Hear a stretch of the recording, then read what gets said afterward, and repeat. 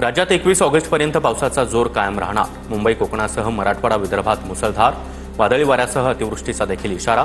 राज्य आपत्कालीन केंद्राकडून यंत्रणांना सतर्कतेचे आदेश। सिंधुदुर्ग जिल्ह्यामध्ये ऑरेंज अलर्ट। सकाळपासून ढगाळ वातावरण। पुढील 24 तासात मुसळधार पावसाची शक्यता।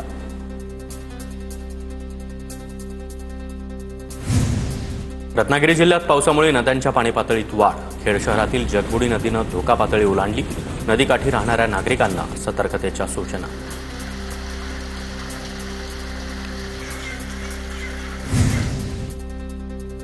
रत्नागिरी जिल्ह्यात पावसाची संततधार सुरूच। नद्यांच्या पाणी पातळीत वाढ। नागरी वस्तीमधील नागरिकांना सतर्कतेच्या सूचना।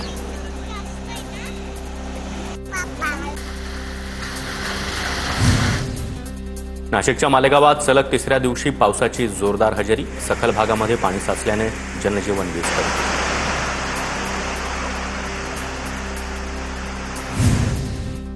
हिंगोलीच्या औंढा नागनाथमधील धारखेडामध्ये नाल्याचं पाणी शेतात घुसल्यानं पिकं पाण्याखाली।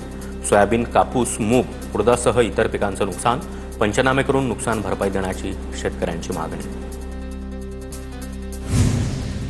हिंगोलीच्या वसमतमधील पांगरा शिंदे शिवारामध्ये ओढ्यावरील पूल खचला। ओढ्यावरील पूल खचल्यामुळे मार्गावरील वाहतुकीला मोठा अडथळा।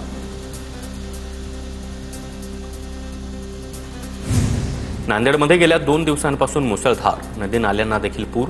आसना नदीनं धोक्याची पातळी ओलांडली। नागरिकांना सतर्कतेचा इशारा।